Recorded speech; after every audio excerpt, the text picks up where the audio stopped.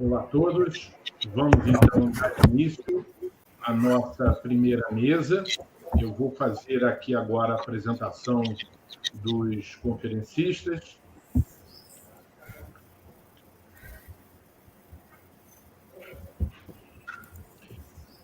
Quem fará a mediação dessa primeira mesa é o doutorando em Psicanálise, Saúde e Sociedade pela Universidade Veiga de Almeida, do Rio de Janeiro. Ele é mestre em Ciências e Engenharia Mecânica pelo programa da COP, da Universidade Federal do Rio de Janeiro, pós-graduado em Clínica Psicanalítica na Universidade de Santa Úrsula, também do Rio de Janeiro, psicanalista e membro associado da Sociedade de Psicanálise Iracy Doyle, coordenador geral, supervisor clínico e professor da especialização em Teoria e Clínica Psicanalítica da Universidade de Santa Úrsula, no Rio de Janeiro.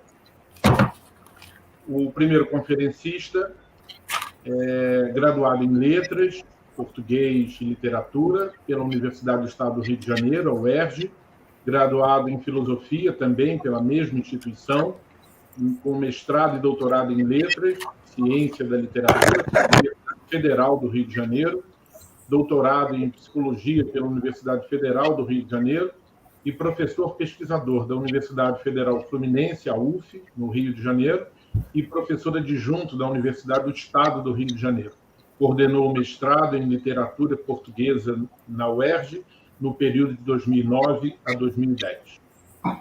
O segundo participante é graduado em Psicologia pela Pontifícia Universidade Católica PUC do Rio de Janeiro, doutor e pós-doutor em História das Ciências e das Técnicas em Epistemologia pela Universidade Federal do Rio de Janeiro, a UFRJ, onde é professor colaborador. Psicólogo e escritor, tem experiência na área da filosofia, da diferença, história da ciência, transdisciplinaridade, criou o campo conceitual e experiência e experimental Transsaberes.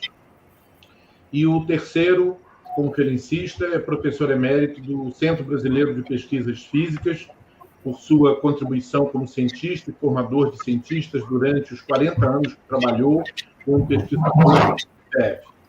Recebeu, em 2004, o título de doutor honoris causa pela Universidade de Lyon, na França, por seus estudos sobre modelos cosmológicos sem singularidade. Possui mestrado em Física pelo Centro Brasileiro de Pesquisas Físicas. Escreveu, entre inúmeros outros trabalhos acadêmicos, O que é Cosmologia, onde identifica a fusão da cosmologia como uma refundação da física. Em 2017, recebeu o Prêmio Jabuti pelo livro Os Cientistas da Minha Formação. Eu passo, então, agora a palavra ao Hudson Bonomo para conduzir essa primeira mesa. Obrigado, André. Queria agradecer aqui, mais uma vez, a presença dos palestrantes, né, em nome da organização do Congresso. Queria dizer que é uma honra, né, aí tenho aqui a honra de estar junto com o Nelson, que é um bom amigo, eu gosto muito. É a honra, né? Acho que é uma grande honra de conhecer o professor Novello, porque é uma pessoa tão importante para o país, né? E para a física, né? Eu, como engenheiro psicanalista, gosto muito, né, dos transsaberes e né, dessa vibração aí extremamente importante, que é olhar para outros lugares, né? A gente está sempre, às vezes, viciado nos mesmos olhares. E, é claro, a presença também do Mário Bruno, professor incrível também, que traz um trabalho fantástico para esse congresso, e realmente vai ser muito bom ouvi-lo.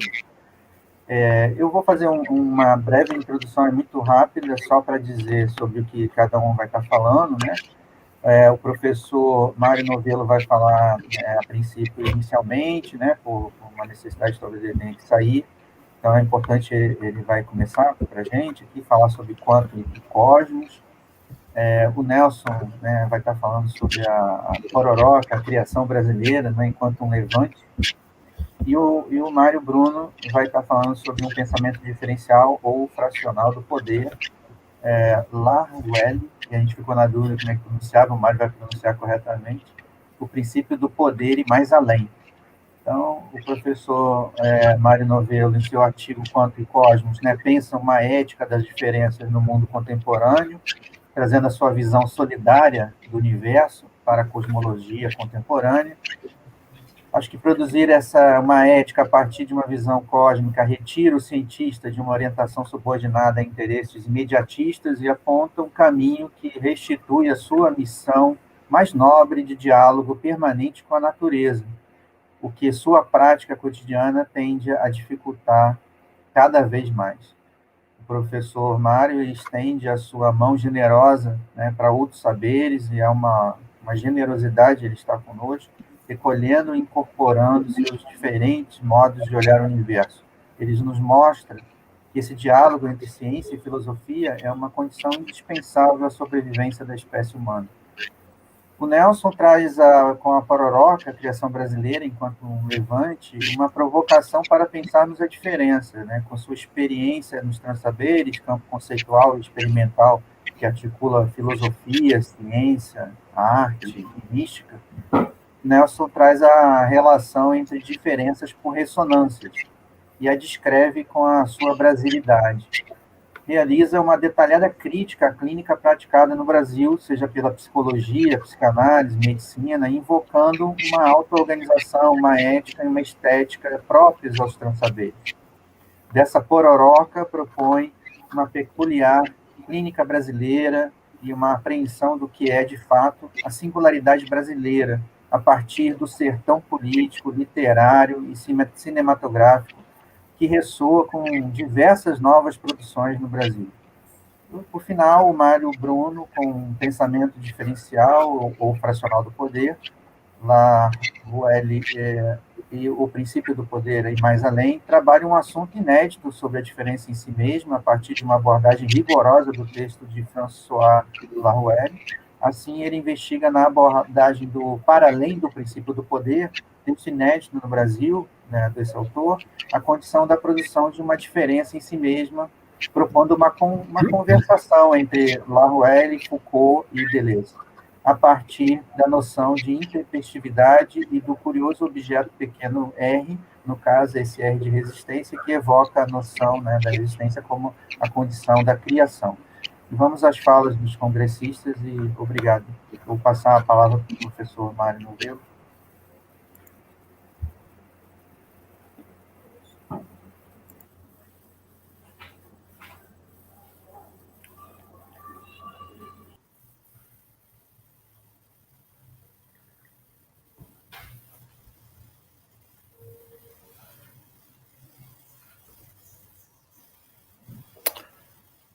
Boa tarde a todos.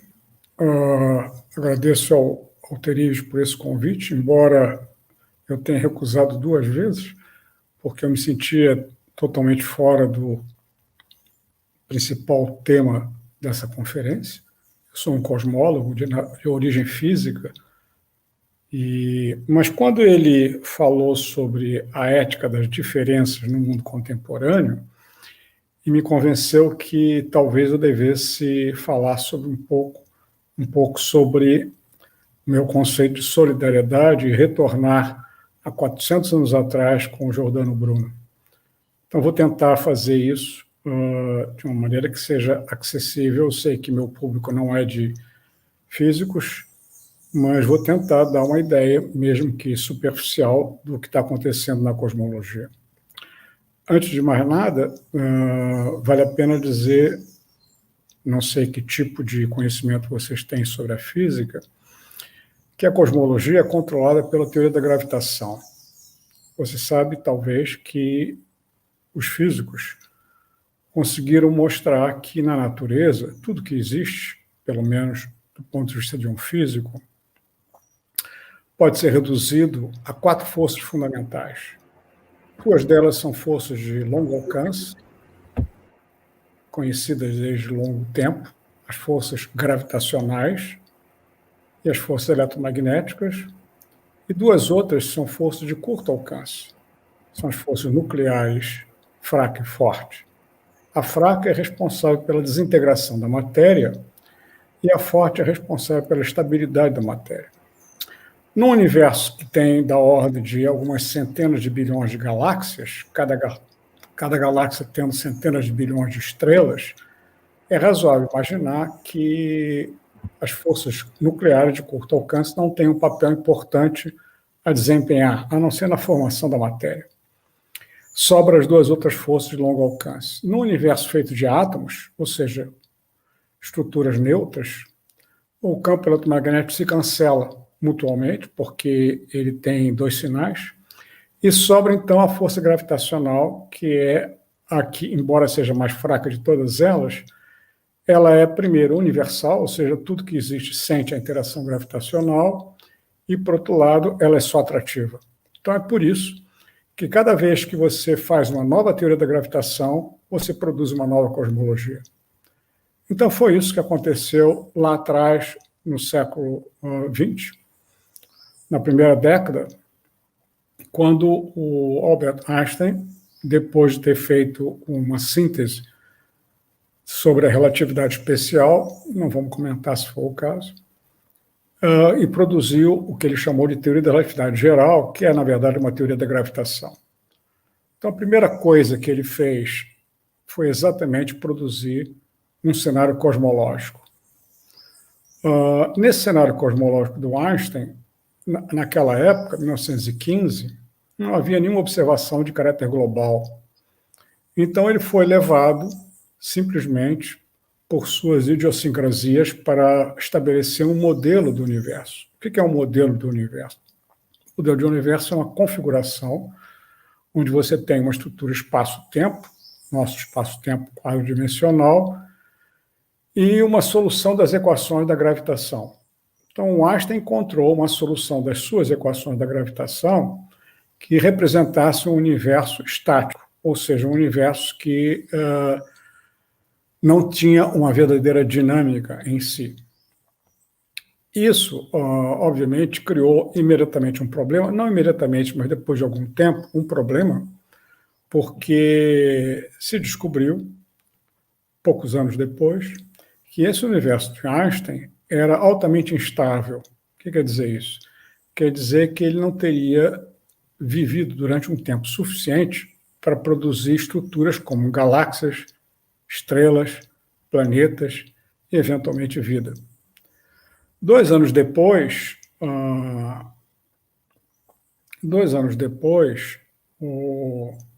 um físico russo, Alexander Friedman, propôs um universo totalmente diferente, um universo onde havia uma dinâmica. Ou seja, o universo era tal que o volume total do espaço tridimensional variava com o tempo. Isso, ao mesmo tempo que gerou uma situação extremamente interessante e nova na física, porque você tinha agora um universo que era uma estrutura dinâmica, que criou imediatamente um problema. Qual era? É que se o volume total do espaço está aumentando, significa que ele foi menor no passado. A pergunta natural é: quão pequeno foi esse universo no passado? E aí aconteceu uma daquelas coisas que talvez em outras áreas do conhecimento, que um aspecto científico foi associado a uma ideologia, porque o modelo cosmológico de Friedman tinha uma singularidade, ou seja, um ponto onde o volume total era zero. E esse ponto com volume total era zero, como consequência, todas as quantidades físicas divergiriam, ou seja, teriam valores infinitos. Ora, o infinito é um bom objeto para os matemáticos, mas é uma catástrofe para os físicos. Os físicos detestam o infinito. E é razoável você entender por que eles detestam o infinito. Porque a física é uma ciência observacional, ela faz medidas.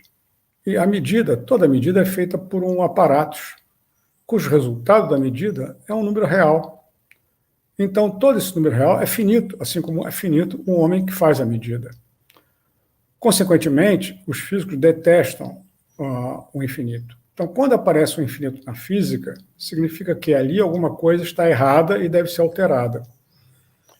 Curiosamente, isso não foi o que aconteceu só no caso da cosmologia, embora tenha acontecido em todas as outras regiões da física.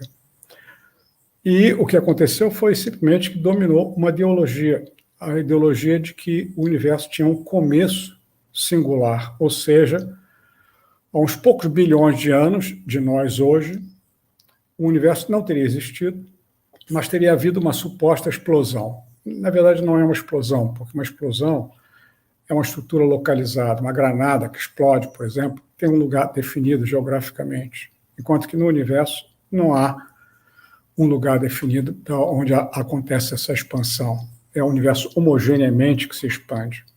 Ou seja, todo volume espacial aumenta com o tempo. Essa ideia do modelo cosmológico do Einstein, de ser um universo singular, a gente vai encontrar mais adiante a razão pela qual essa instabilidade aconteceu. Ou seja, o modelo cosmológico de Einstein era altamente instável. E essa instabilidade está ligada ao fato de que, no universo de Einstein, não há interação entre as suas partes. As partes são totalmente autônomas, ou seja, não há solidariedade. O modelo de Friedman, e mais adiante outros modelos mais realistas, digamos assim, conseguiram exibir essa solidariedade. A solidariedade aqui talvez seja um termo que eu esteja usando e que os físicos não gostariam de ver usado como tal, mas você podia entender como coerência da física. Solidariedade é um termo que me parece bem adequado. E, na verdade, essa história de singularidade cria também uma outra questão que vale a pena a gente discutir, que é o fato de que, no universo, à medida que o universo se expande, nós vimos, nos últimos anos, nas últimas décadas, aparecer um comentário, uma linha de investigação extremamente rica e que estabelece que as leis da física podem variar com o tempo cósmico. Vamos deixar bem claro o que eu estou querendo dizer com essa frase. Veja, as leis da física foram realizadas, observadas, medidas, aplicadas na Terra e na sua vizinhança. É razoável imaginar que essas leis sejam válidas em todo o universo. Com a hipótese de trabalho, é o que a gente faz normalmente. A gente estende uma ideia, uma teoria, uma aplicação, uma explicação, até onde alguma contradição apareça. E já apareceram várias contradições. Só para citar alguns exemplos de como nem todas as leis da física são válidas em todo o universo, deixa eu dar 2 ou 3 exemplos. O exemplo mais, digamos, contundente me parece ser o do Gödel. Gödel, que vocês provavelmente conhecem muito mais pela sua atividade como lógico e matemático, na verdade, fez um único trabalho em física, e um trabalho devastador, porque não houve nada semelhante nem antes, nem depois do que o Gödel fez. O que o Gödel fez? Gödel mostrou que a causalidade local não significa, não pode ser extrapolada globalmente. O que quer dizer isso? Quer dizer que, embora eu esteja em cada ponto da minha vizinhança, eu sei exatamente o que vem a ser passado e futuro, eu tenho essa possibilidade de distinguir passado e futuro, na verdade, em alguns lugares do universo, isso não pode não ser verdade. Ou seja, a ideia de que a linha do tempo é uma linha reta, onde supostamente o passado está atrás e o futuro está na frente, não se aplica ao universo do Gödel. O universo do Gödel é como se você tivesse uma espécie de curva temporal, ou seja, como se você tivesse um tal momento em que a causalidade local, embora seja sempre respeitada, globalmente, por razões exatamente da interação do campo gravitacional global, pode acontecer o famoso fenômeno de volta ao passado. Ou seja, embora eu esteja em cada momento avançando pelo meu futuro, eu não estou me afastando do meu passado. Isso chega a ser absurdo, porque você não vê isso acontecer na Terra por razões óbvias.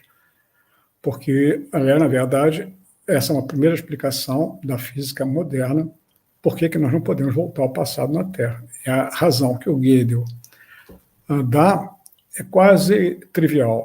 Nós não podemos voltar ao passado na Terra porque o campo gravitacional da Terra é fraco e não tem as características que o Gödel impôs para que um tal fenômeno aconteça. Ou seja, esse é o primeiro exemplo concreto e até mesmo surpreendente de que o que vale na Terra, na física terrestre, pode não ser válido no universo. Um segundo exemplo, talvez seja menos chocante, mas igualmente importante, pelo menos para os físicos, e aliás para nós também, para nós todos, tem a ver com o fato de que não existe antimatéria em número suficientemente grande no universo. Os físicos mostraram que, através de observações em laboratórios, que existem, para cada partícula, uma antipartícula, a sua antipartícula. Então, por exemplo, o elétron, que tem uma carga elétrica negativa, tem o seu companheiro elétron positivo, que tem carga positiva. O próton tem o antipróton, o nêutron tem o antipróton. Assim, todas as partículas têm sua antipartícula. Ora, mostrou-se no laboratório que a física terrestre é completamente simétrica na matéria e antimatéria. Se isso é verdade globalmente, a pergunta natural é: por que não existe, então, antimatéria no universo? Só existe matéria. Aliás, diga-se de passagem, como eu já comentei em outros lugares, ainda bem, porque matéria e antimatéria coalescem, se destroem, gerando luz. Então, se houvesse matéria em quantidade suficiente, antimatéria em quantidade suficiente, o nosso universo não existiria, porque seria simplesmente um universo feito de radiação luminosa, luz. O terceiro comentário tem a ver com o fato de que, por exemplo, e isso talvez interesse mais a vocês do que esses outros dois comentários, da distinção entre real e virtual. Lá, quando o universo estava muito condensado e a energia dos fótons, os fótons, se vocês já devem ter certamente ouvido falar, são condensações de ondas eletromagnéticas. Ou seja, quando você tem uma onda eletromagnética extremamente de comprimento de onda muito pequeno, altamente energético, ele se comporta como se fosse uma partícula. Daí o nome fóton. Esse fóton, quando tem energia suficiente, e a gente sabe qual é essa energia suficiente para cada processo, esse fóton ele pode gerar um par de matéria e antimatéria, digamos, elétron e antielétron. Mas esse elétron e antielétron imediatamente coalescem, gerando de novo o fóton, e assim sucessivamente. Esses elétrons e pósitrons, ou antielétron, que o fóton vai deixando ao longo do caminho, na verdade não vai deixando, vai mantendo grudado em si, faz com que seja difícil dizer, afinal de contas, o fóton é essa partícula que vocês estão falando ou é esse par elétron-antielétron? Impossível de dizer isso de uma maneira simples, sem entrar em confusões maiores. De qualquer maneira, o ponto concreto é que esses dois pares, elétron e antielétron, são virtuais, no sentido de que não são reais, assim pelo menos o chama o físico. E o fato de não ser real significa que eles não estão livres, eles estão grudados no fóton.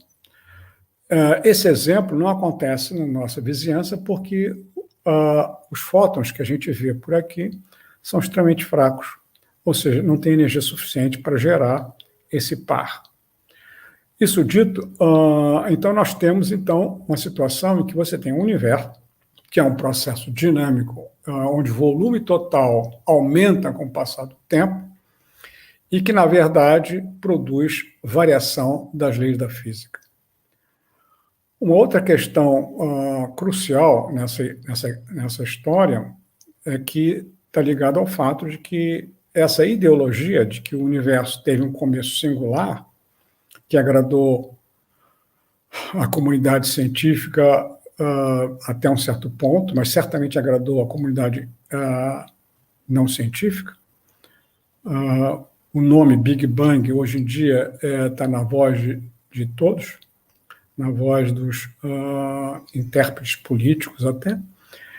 Esse Big Bang, na verdade, é uma ideologia.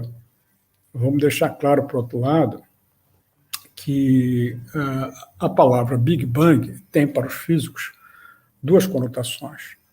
Uma, que significa que o universo foi muito condensado no passado. Essa sentença é correta. Não há nenhum físico que hoje em dia não acredite nisso. A outra é a hipótese de que isso significa o começo de tudo que existe. Isso é ideologia. E isso é ideologia, por várias razões, já comentei isso em outros lugares, não vou me estender muito nisso,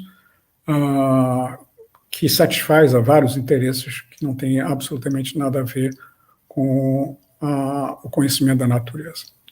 Aí você me pergunta, mas se o cenário cosmológico do Friedman tem essa singularidade, como a gente pode se livrar desse cenário?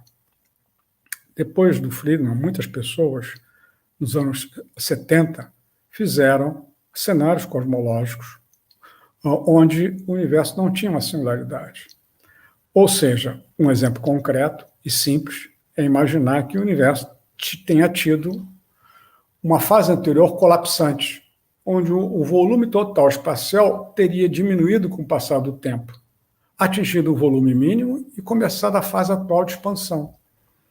Então, aquela questão, o que explodiu, que a gente não podia responder porque não faz parte da física falar sobre infinito, transformou-se em dois outros problemas. Primeiro, o que colapsou e por que parou de colapsar? Mas isso os físicos sabem responder. Aí você me pergunta, mas por que então é esse cenário onde você tem essa espécie de ciclo, na verdade não é um ciclo, mas pode até haver, esse colapso e essa expansão não passou para a comunidade não científica? Há uma explicação simples para isso, porque falar sobre a origem desse colapso gravitacional lá no começo dessa fase inicial do universo é extremamente complexo. Por quê? Porque a gente faz entrar no cenário da microfísica. E isso faz a gente entrar na ideia de Giordano Bruno, que o macro e o micro, na verdade, estão relacionados de uma maneira impossível de separar, a não ser por uma ideologia. Qual é, então, o cenário mais simples que os físicos inventaram para explicar o colapso gravitacional? Seria o seguinte: lá no começo, esqueçamos por enquanto a questão temporal, num infinito passado, se você quiser, ou num tempo muito longínquo, havia o vazio. Mas não o vazio que a gente está acostumado no mundo clássico, um vazio quântico. Esse vazio quântico é exatamente esse vazio cheio de matéria e antimatéria, como a gente acabou de ver, que se cancelam. Ou seja, prótons e antiprótons, nêutrons e antinêutrons, elétrons e antielétrons, tudo se cancela. Então, na verdade, é um vazio totalmente diferente do que a gente está acostumado na nossa vizinhança. É um vazio cheio, daí o vazio quântico. E aí começa, então, as dificuldades para aqueles que não são da área, ou seja, que não são físicos, de entender o que os físicos estão querendo dizer quando você diz que o universo teve uma fase colapsante inicial. Essa talvez... lembrando só 5 minutos, tá bom? Obrigado. Talvez seja, então, a ideia mais estranha que possa aparecer. De qualquer maneira, o universo que teve um colapso inicial que atinge um valor mínimo para o seu volume espacial e que atualmente está numa fase de expansão, permite essa variação das leis da física. Mais ainda, ele abre o caminho para uma espécie de situação onde a solidariedade entra como uma característica de um dado cenário. Por exemplo, vamos supor que, além desse primeiro estágio, um colapso e uma expansão, continua havendo uma outra possibilidade, que o universo comece de novo a colapsar, depois comece de novo a expandir, e assim tenha uma espécie de ciclo. Cada desses ciclos tem suas leis diferentes, cada desses ciclos tem a sua solidariedade, ou seja, a relação global-local diferente, ou seja, o tempo de existência desse ciclo depende, então, dessa solidariedade. Não tenho mais condição, por causa do tempo, de entrar muito nessa questão. Eventualmente, se depois tiver perguntas, se eu estiver por aqui, podemos fazer. De qualquer maneira, o que a gente gostaria de enfatizar é que essa solidariedade faz a gente voltar um pouco às ideias lá do século XVII, XVI, de Giordano Bruno, onde comentava que a solidariedade existente no universo deveria ser um exemplo para a solidariedade terrestre entre os homens. Isso ainda é válido hoje, principalmente nos dias de hoje, onde vê que a solidariedade entre nós, humanos, se perdeu em algum lugar do caminho. É curioso que um cosmólogo esteja comentando sobre essas questões, mas, na verdade, a cosmologia ela está retornando lá no começo da ciência, lá onde Kepler, Tycho Brahe, Giordano Bruno e outros começaram o caminho de investigar o universo. E como foi lido nessa introdução pelo Hudson, na verdade, hoje em dia, a maior parte da ciência se viu atrelada à tecnologia. E, na verdade, o encantamento que a ciência poderia trazer ainda hoje se perdeu em algum lugar no passado, quando, na verdade, nós nos tornamos, tendo esse sistema capitalista catastrófico que nós vivemos, nós nos deixamos de contemplar o universo. Ok, posso parar por aqui. Obrigado.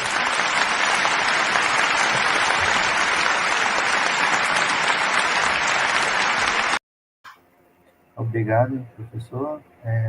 Mário, assim, uma honra, né, ouvi-lo, um aprendizado imenso. Queria passar a palavra aqui para o professor Nelson Brogue, para suas considerações nos próximos 30 minutos. Né? Hudson, me parece que o professor Mário tem um compromisso médico e eu acho que teria uma única pergunta que talvez ele pudesse aproveitar ainda a presença dele aqui. Claro, podemos sim. Deixa eu compartilhar aqui. É sobre a dupla fenda, professor Mário. Deixa eu ver se eu localizo. Sim. Eu vi essa pergunta passando aqui, né? Professor, excelente conteúdo. O que o senhor tem a dizer sobre a teoria da dupla fenda, que é a pergunta do GNP 7 contato, né? Que está conosco. Imagino que ele esteja querendo se referir ao mundo quântico. Eu acho que a resposta seria muito longa para eu comentar. De qualquer maneira, isso afastaria a gente muito, que eu gostaria de enfatizar o caráter da cosmologia e não da mecânica quântica. Sim, aceito. De qualquer maneira, eu estou no CBPF, se tenha meu correio eletrônico, se quiser perguntar em outro momento, mas eu preferiria que a gente ficasse... A cosmologia é tão rica, e a mecânica quântica igualmente rica, nos afastaria dessa nossa discussão, que me parece ser até menos afastada dos interesses de vocês do que específicas questões da mecânica quântica. Agradeço, professor. Nelson, por favor. Ok, boa tarde, pessoal. Obrigado aí, Hudson e Alterives, pelo convite. Agradeço aí os colegas de mesa, os Mários. É sempre uma alegria aí estar junto com o Mário, né? Novello é sempre uma ressonância muito profícua. E obrigado aí ao amigo que está fazendo a tradução do livro. Parabéns aí. Importantíssimo essa multiplicidade de comunicação. Olha, quando a gente fala em transsaberes, esse campo conceitual e experimental que eu criei, o problema que eu me defrontei foi o fato de que há um discurso transdisciplinar de relação de disciplinas e há, ao mesmo tempo, uma vida disciplinar. Para denunciar esse problema de saída, a dicotomia entre vida e discurso, eu cunhei esse termo transsaberes, para que discurso e vida tenham uma imanência, tenham uma univocidade. Né? E quando o Hudson diz aí a questão da pororoca, é que eu quero dizer que os transsaberes não têm exatamente um método, mas ele tem uma poética. Eu até criei um neologismo, poestéticaus, que é uma poética, é uma estética, é uma ética no caos, que eu chamo de pororoca, que é justamente a confluência do mar e do rio, que gera uma onda passiva de se surfar. Na Amazônia, quando tinha pororoca, as pessoas faziam um campeonato até de surf, né? Surfar rumo ao impensável.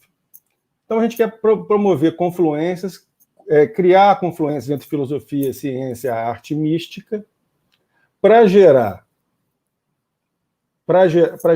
uma possibilidade de surfar rumo ao impensável. E, no contato com o impensável, quem sabe criar um novo conceito ou simplesmente ganhar mais intimidade com o mistério. Uma intimidade cósmica com o mistério. Mas, antes de eu chegar no ponto que eu quero trazer hoje, eu preciso fazer 2 preâmbulos.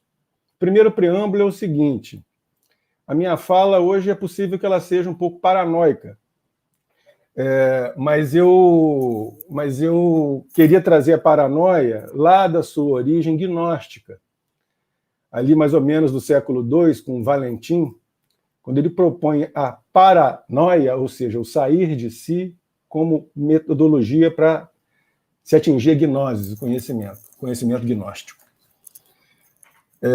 Claro que o Hipócrates já puxou logo o termo da paranoia para a patologia, mas isso só pegou mesmo no século XVII, no século de Descartes.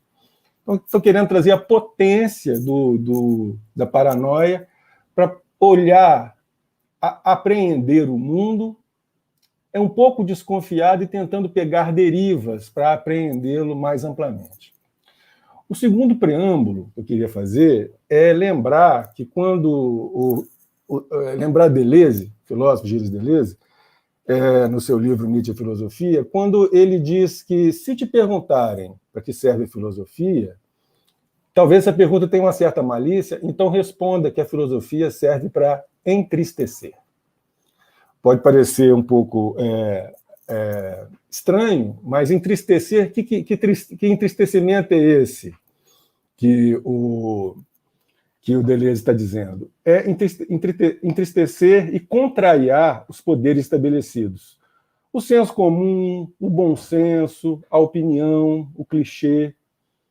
Então, se a minha fala causar alguma tristeza, fica um pouquinho com ela, pode ser que você esteja desconstruindo o sensório motor, saindo um pouco do lugar de conforto e causando alguma deriva. Isso seria interessante. E, num segundo momento, quem sabe gerar uma alegria, um momento de potência. Feito esses 2 preâmbulos, o grande problema que eu quero trazer hoje para vocês, para nós, é em que a vida insiste. Em que insiste a vida? Para isso, eu vou, então, começar no começo do processo civilizatório, que a gente tem notícia ali, Macedônia, Egito Antigo. Sobretudo, eu estou pensando ali no Egito Antigo, na passagem do Império Antigo para o Império Novo, mais ou menos em 1500 e 1000 antes da Era Comum. Houve uma mudança se vocês quiserem usar a palavra imaginário, houve uma mudança no imaginário. Eu prefiro não usar imaginário, não, porque vai cair num campo semântico perigoso às vezes. Eu prefiro tratar como vibrações mais sutis, por exemplo, né? Mas há uma mudança nas vibrações mais sutis, ou no imaginário, ou no virtual, se você quiser, no virtual bergsoniano, em que antes, no Império Antigo, por exemplo, a deusa Maat, que é a deusa da liberdade, da justiça, quando um egípcio médio cometia um ato justo, ele era considerado uma extensão de Maat. Então, veja bem, eu sou um egípcio ali, mais ou menos de mil e pouco antes da Era Comum.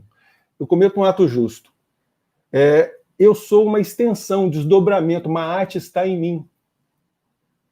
Maat, deusa Maat, é uma parte minha. Ou melhor, eu sou uma parte de Maat. Nessa mudança do imaginário, o que acontece? Eu gosto de brincar que é a primeira grande fake news da humanidade, que é a invenção de uma transcendência. Pelo menos é a primeira que a gente tem notícia, que é a ideia de que os deuses não mais nos habitam, mas os deuses começam a pertencer a um plano superior, eterno, imutável e intangível. E nós, humanos, e o mundo, estamos aqui num plano inferior. Então, quando o egípcio médio comete um ato justo, a partir dessa mudança de imaginário, que demora mais ou menos uns 5 séculos, né, esse processo, ele não mais é uma extensão de Maat, ele aspira a ser Maat, mas nunca vai chegar a ser, porque ele está num plano inferior, imanente, mutável, em devir, inferior, e Maat está num plano superior, transcendente, eterno e imutável.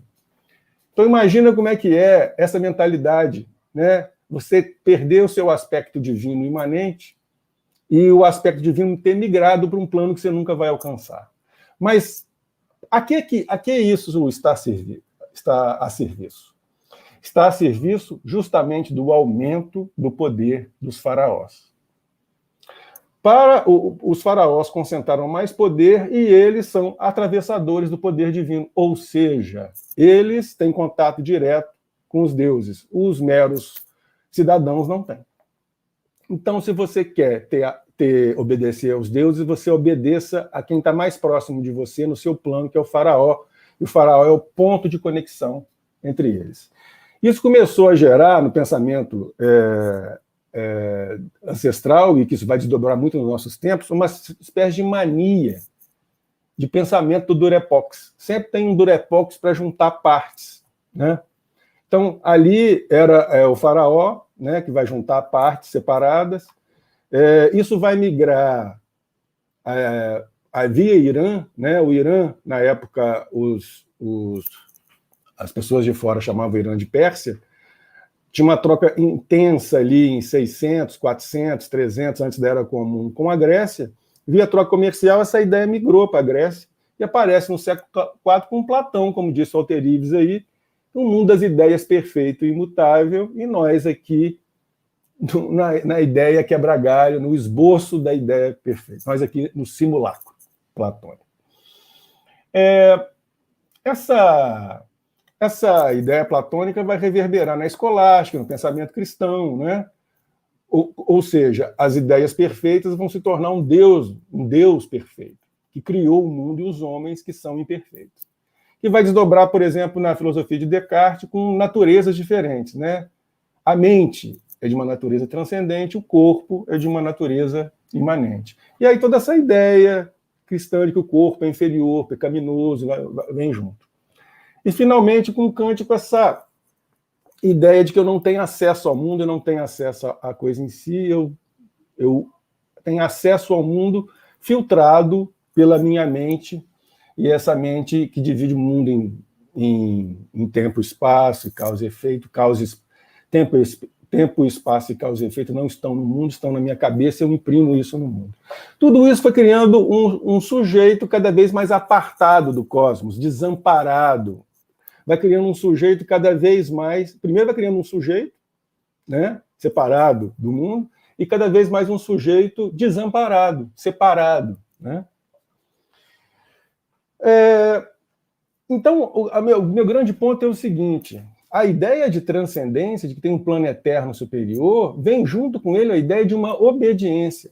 Uma obediência, veja bem, uma obediência que é necessariamente uma desresponsabilização. Ah, não, quem está mandando é o pessoal de cima. São os deuses, são os governadores, os reis, os presidentes, o professor, o pai de família. Eu só estou obedecendo. E aí o cara leva o carro, o caminhão para Auschwitz, cheio de judeus, e vai dizer, não tenho nada com isso. Me mandaram fazer. Habitar uma imanência, como que é Spinoza, como que é Deleuze, uma pura imanência, sem nenhuma transcendência, envolve, então, à luz disso que eu acabei de falar, necessariamente uma certa desobediência. Mas uma desobediência que envolve uma responsabilização cósmica. Ou seja, se eu sou unívoco ao cosmos, se eu sou um com tudo que existe, cuidar de mim é cuidar do cosmos é cuidar de mim.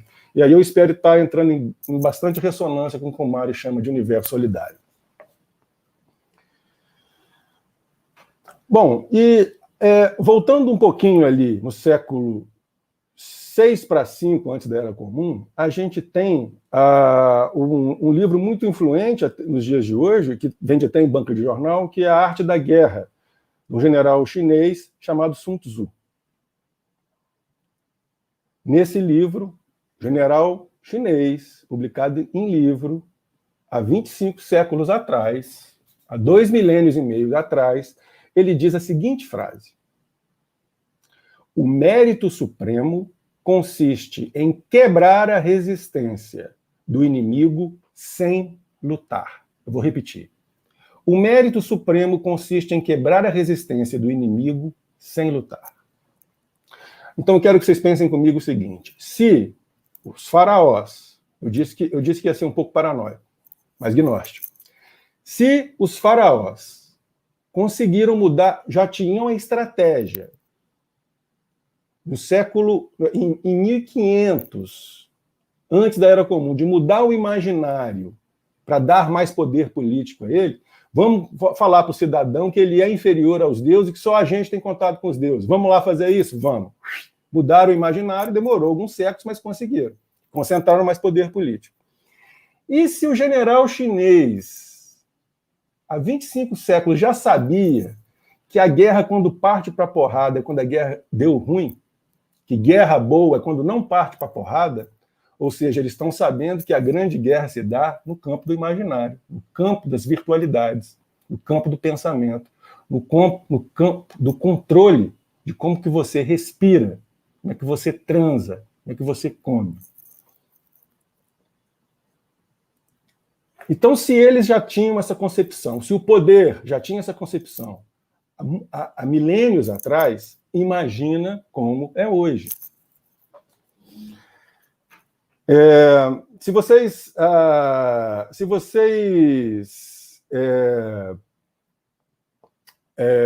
forem... Quando eu estou falando de poder hoje em dia, eu estou pensando em quê? Eu estou pensando no 0,01% da população. Se quiser identificar em instâncias, eu identificaria, sobretudo, nas maiores firmas de investimento mundiais hoje, que é a Vanguard e a BlackRock. Tá? Elas fazem parte de famílias que já mandam no mundo, no mínimo, desde o século XVIII. Essas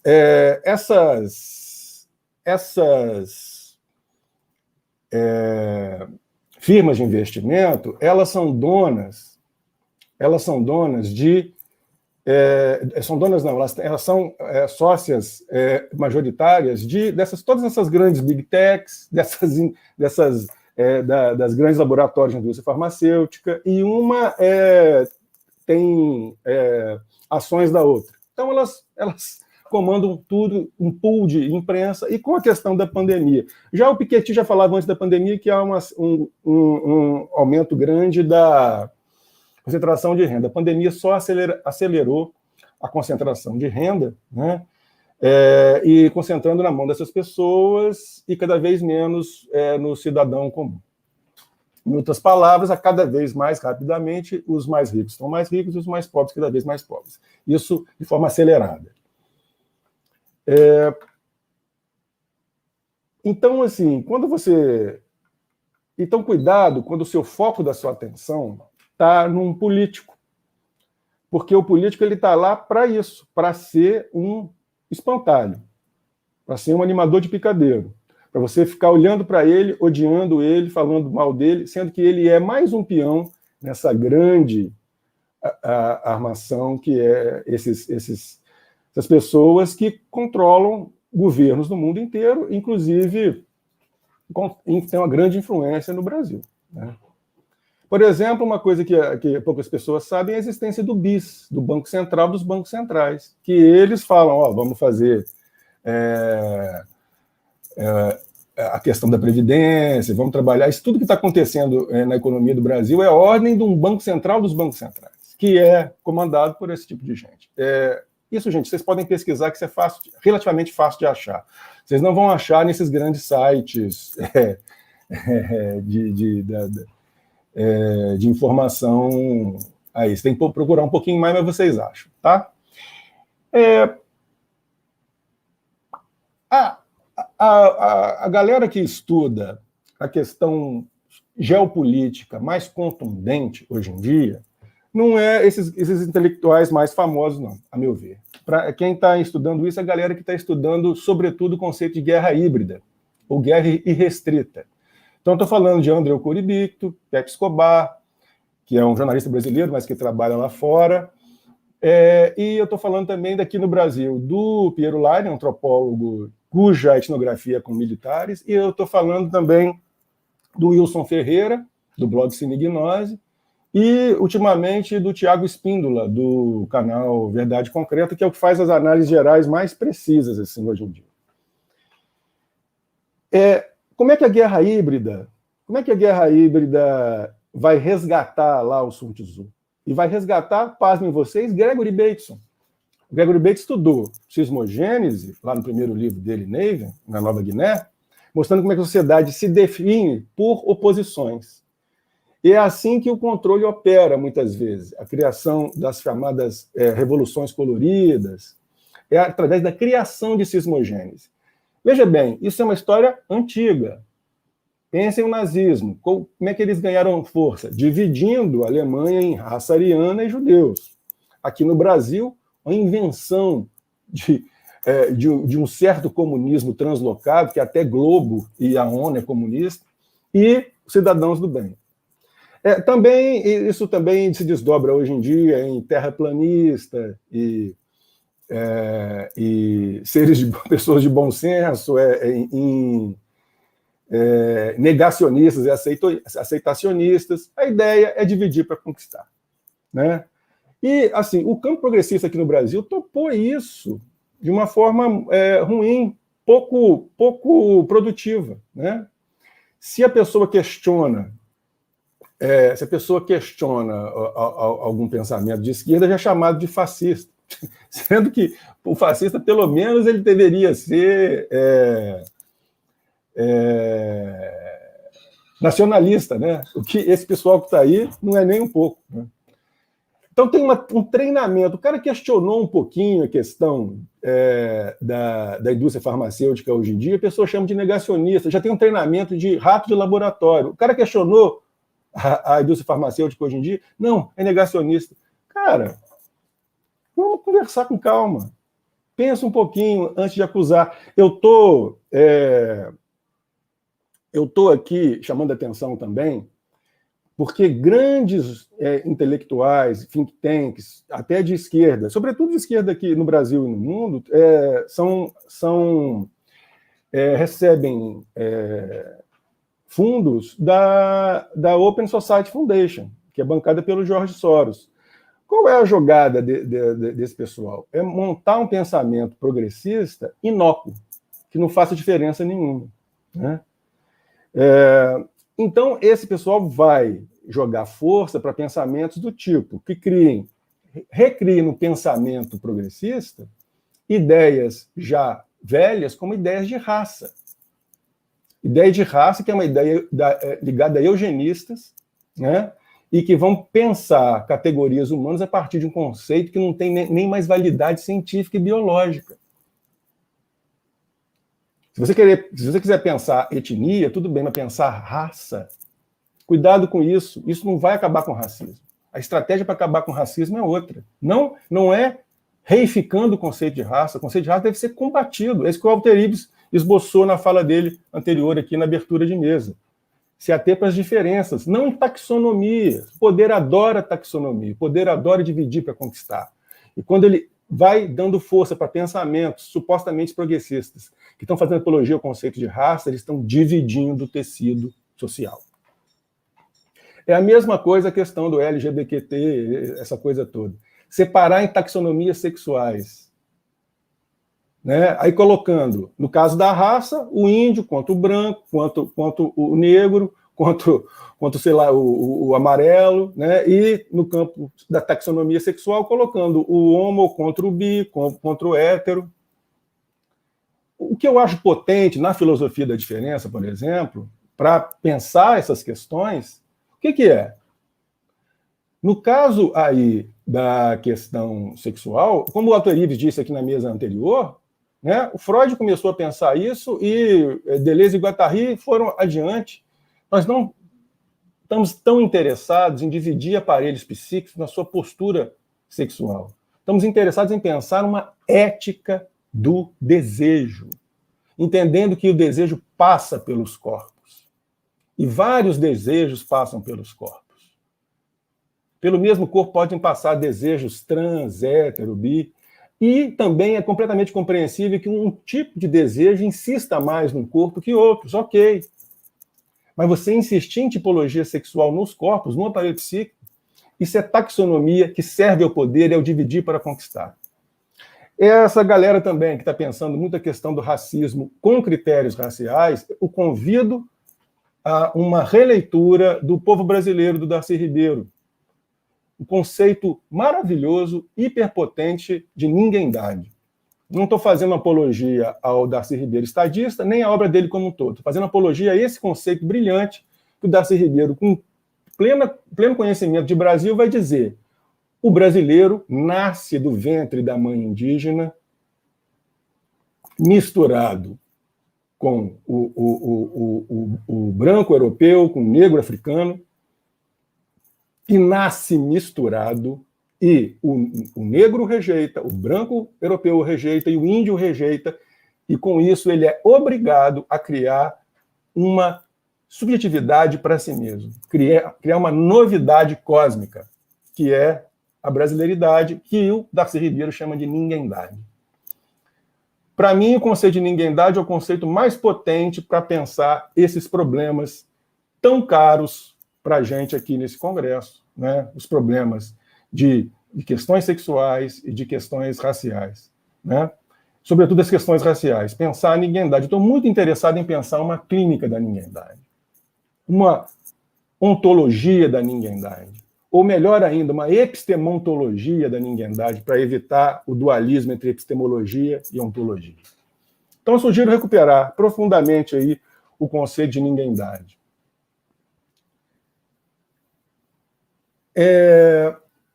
Até porque, se a gente quer ser espinosista mesmo, a gente não tem que ficar pensando entre nós e eles. Nós temos que pensar a partir do nós, na imanência. Não ficar criando alteridade demais. Né?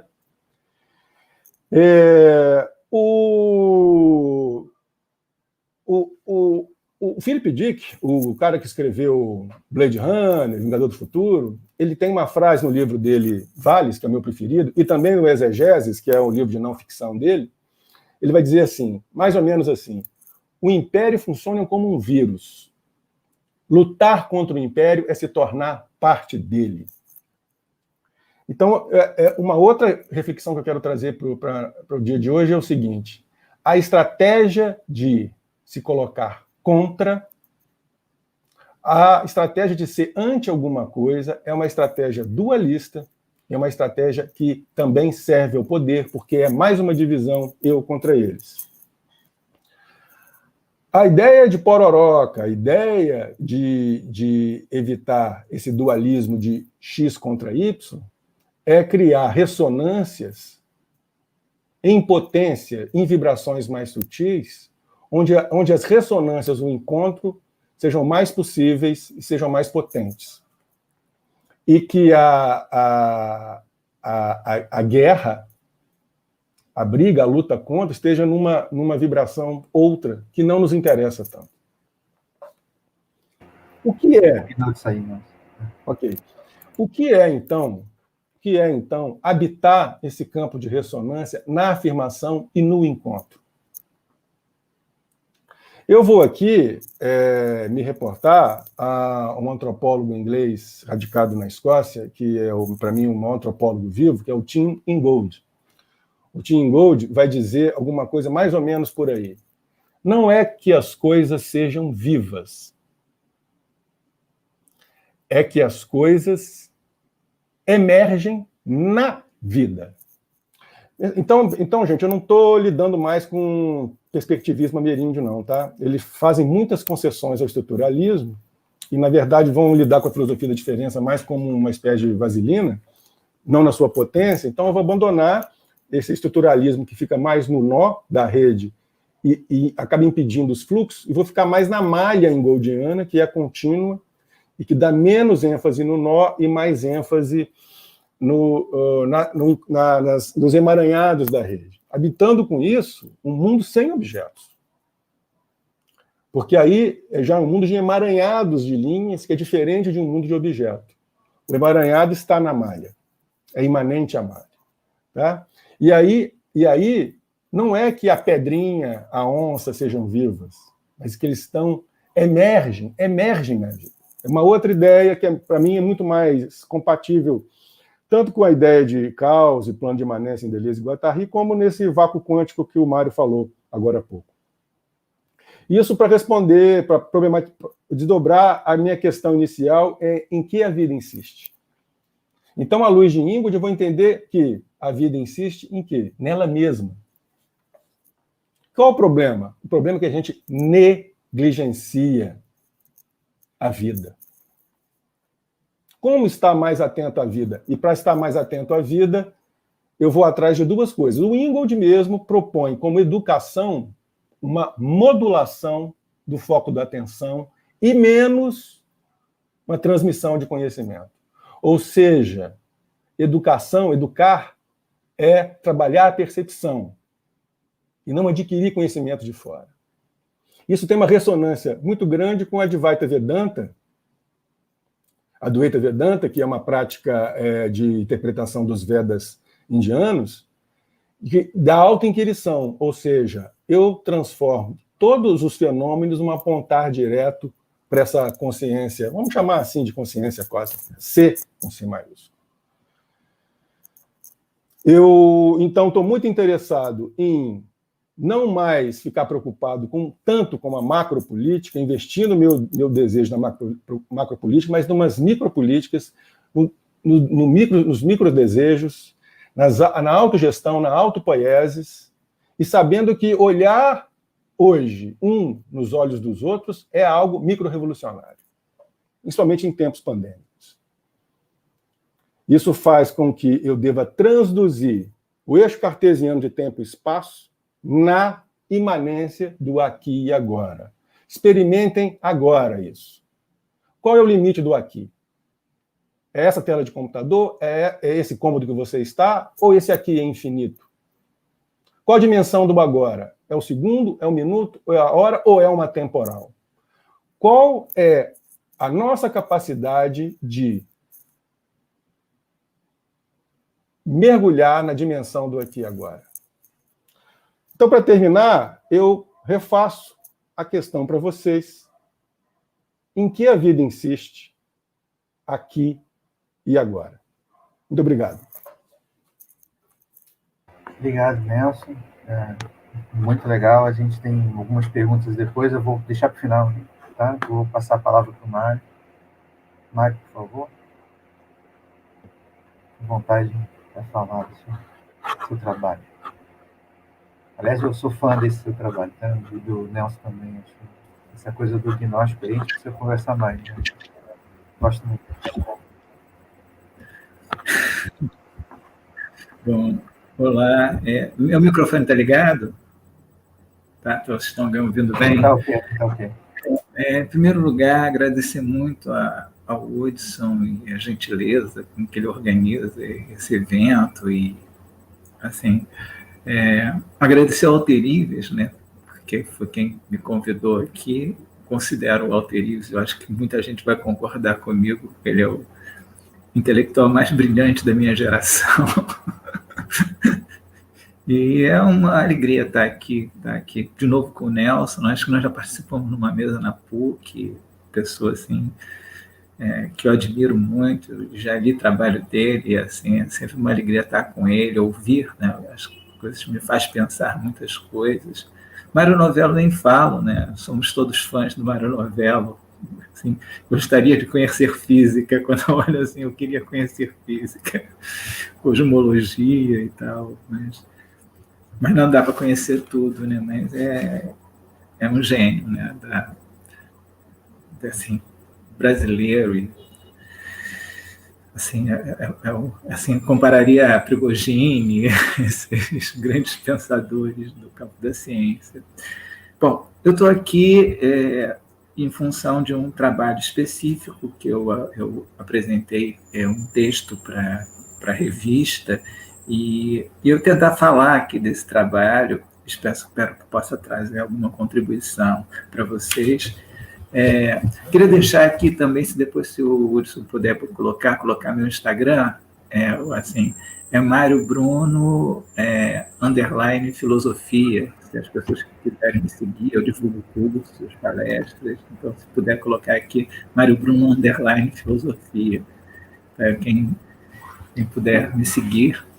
E é isso. O autor que eu vou falar aqui é sobre o ponto de partida dessa palestra, é o François Laruelle. E é interessante o trabalho do Laruelle, que me chamou a atenção. Primeiro, a primeira vez que eu tive contato com ele foi no Rio de Janeiro, né, quando funcionava aqui o Colégio Internacional de Filosofia, lá na década de 90, e trazido pelo Éric Allier e o grupo que coordenava o Colégio Internacional. Eu fiquei bastante interessado, mas a palestra dele sobre filosofia e não filosofia já era de uma outra fase da pesquisa. E a primeira fase da pesquisa do Laruelle, um filósofo, que começa lá com o fenômeno de diferença e tem textos como O Declínio da Escritura, Máquinas Textuais, Nietzsche contra Heidegger, e o último dessa série, que começa de 71 a 78, que é o Além do Princípio do Poder. Vocês estão aqui? Então, na verdade, foram os dois livros que eu mais me debrucei dessa fase, que foi o Nietzsche contra Heidegger, que é um diálogo, inclusive, no meu entender, com o Nietzsche e a Filosofia, do Deleuze, e o Além do Princípio do Poder. Por que eu me interessei por essa fase? Primeiro porque, assim, há décadas que eu venho estudando esses pensadores que Deleuze, Foucault, Derrida, Guattari, Lacan, e essa primeira fase do Laruelle é uma fase menos autoral, né? E que ele está constantemente dialogando, sobretudo com os pensadores nietzschianos. E a proposta dele, desse livro aqui, eu posso dizer assim, que é um diálogo implícito com o Antiédipo, um diálogo com Foucault, pensando a teoria do poder, já lá da História da Sexualidade, volume 1, que é pensar algo que ele chama de um spaltum, né? Uma divisão. É uma divisão entre o princípio do poder e o além do princípio do poder. Essa divisão, ele está entendendo ali o além do princípio do poder, contrapondo ao princípio do poder, já que ele compreende o princípio do poder como que ele chama de generalidades gregárias. Quem tiver familiaridade com o trabalho do Guattari, do Deleuze, no antiético, pode pensar essas generalidades gregárias como muito próximas do que o Deleuze e o Guattari chamam de molar, né? E aproximar a questão do além do princípio do poder à dimensão molecular. Então, seria uma primeira aproximação. E essa aproximação é autorizada por ele mesmo, porque ele não para de dialogar nessa fase, né, que é a fase até 78, até o além do princípio do poder. Quer dizer, na fase posterior é uma fase mais autoral, né? Nessa fase parece que a questão dele era passar em revista todo esse pensamento francês, nietzschiano, e dialogar com esses pensadores. Então, essa Spaltung, né, o primeiro ponto que eu gostaria assim, de marcar nessa Spaltung, nessa divisão, é que o que a gente chama, que ele vai chamar de princípio do poder, é como o poder é pensado e conhecido. Tem um pouco a ver com algumas questões que o Nelson Job colocou aqui de uma forma brilhante, que me fez pensar várias coisas. Mas é como o poder é pensado e conhecido. E eu pensei, vou dar um exemplo, como o meu tempo é curto e o livro é denso, para como entrar nisso.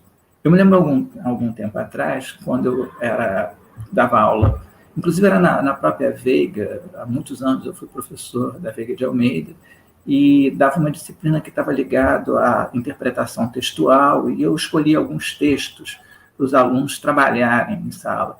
E a minha preocupação era que os textos fossem de dificuldade média, sabe? Textos que pudessem, ao mesmo tempo, levar um aluno até uma leitura mais de esforço, né, em termos de se esforçar por uma interpretação, mas que fosse um texto que o aluno não ficasse assim, de saída, derrotado, não vou conseguir entender esse texto. Mas alguma das vezes eu me enganei, né?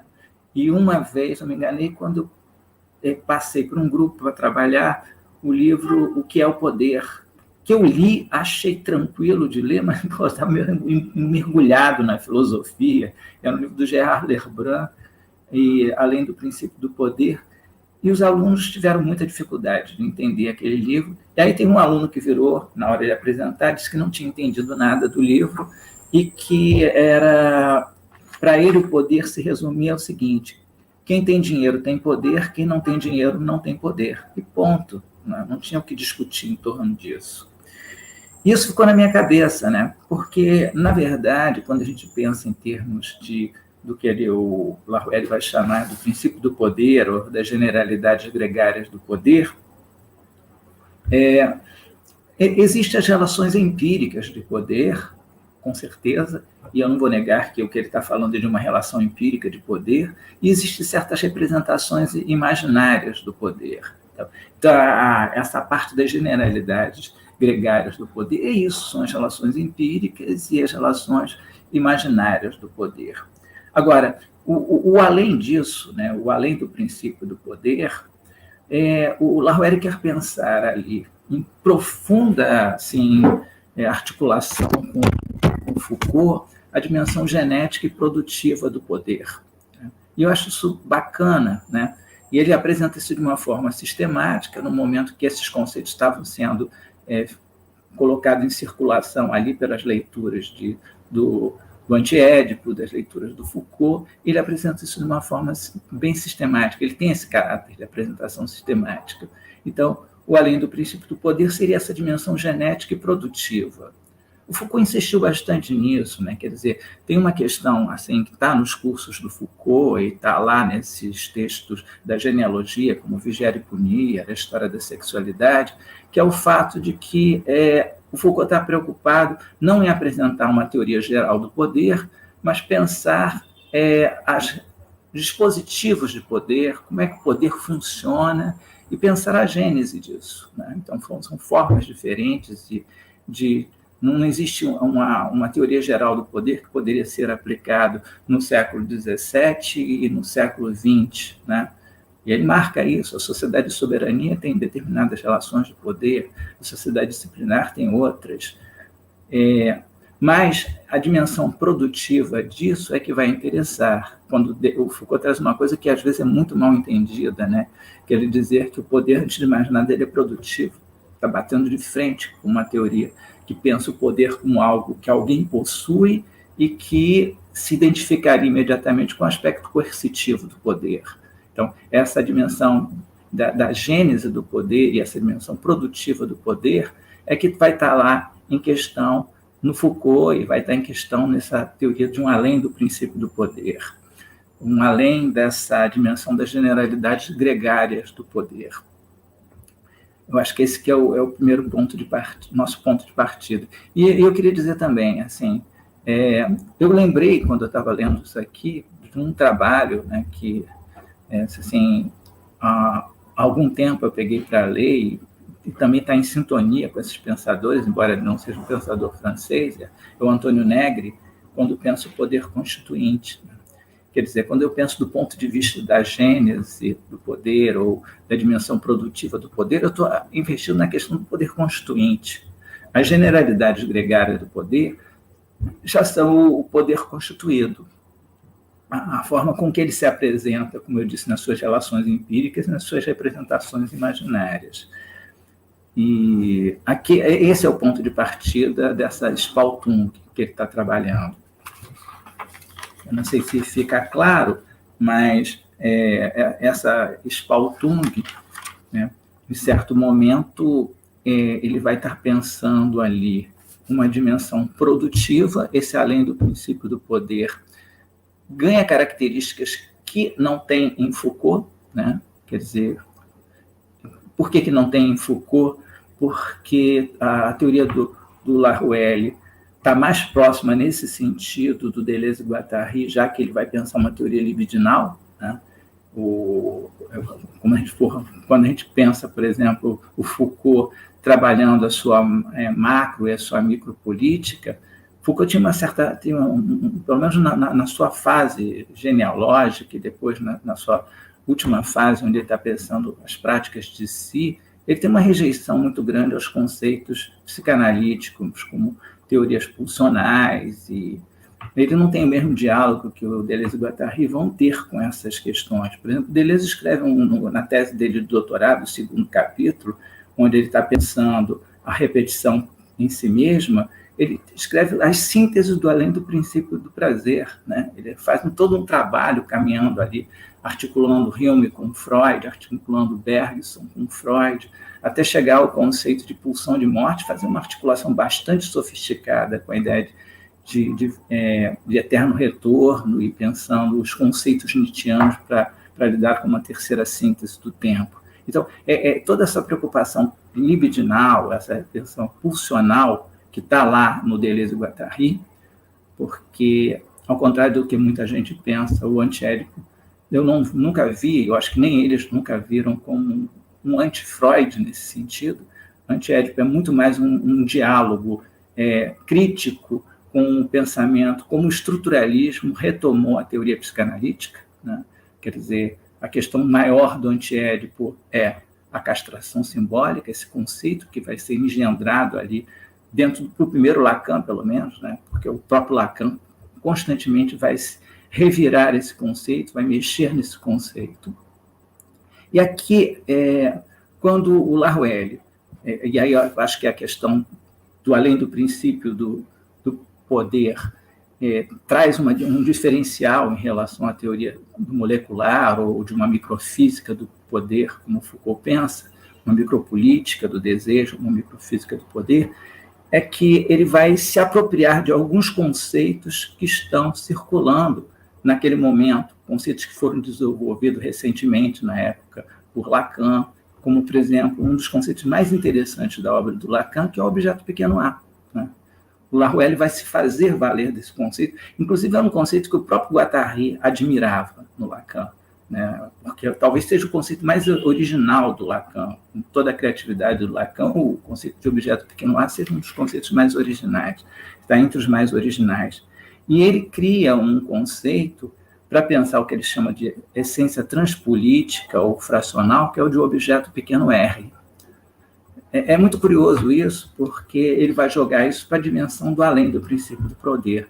Quer dizer, talvez ele esteja dialogando também ali quando penso além do princípio do poder, com o que o Deleuze sozinho, inclusive lá no Diferença e Repetição, pensou como além do princípio do prazer, as sínteses do além do princípio do prazer, as 3 sínteses.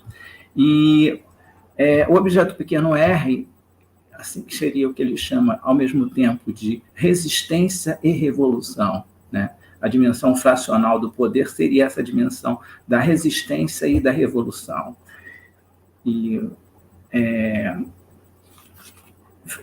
se eu fosse pegar aqui muito rapidamente para apresentar para vocês como Lacan fala desse objeto pequeno a e como que o Laruelle se apropria disso e cria um objeto que é ao mesmo tempo resistência e revolução, é difícil falar do objeto pequeno a, eu acho que seria difícil para qualquer um que trabalha com, talvez porque as diversas interpretações do objeto pequeno a. Mas o que me interessa desse objeto pequeno a como algo da ordem do irrepresentável, assim como o objeto pequeno r, é o fato de que ele traz para o campo da política toda uma discussão pulsional. O Lacan já havia feito isso, né? E de que maneira, né? Assim, vamos dizer o seguinte, quando vocês pegam, isso é uma simplificação, por favor, simplificação de professor, né?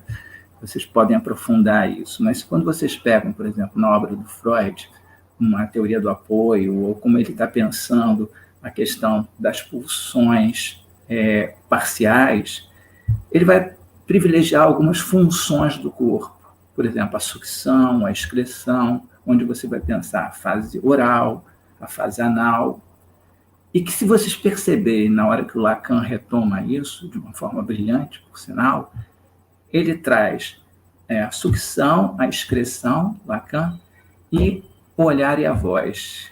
E aí? E a fase genital? A fase genital ele deixa de lado. Por quê? Porque não há, para Lacan, um objeto próprio que seria da fase genital. Mas se houvesse, olha só a sutileza, se houvesse, esse objeto seria o objeto pequeno a.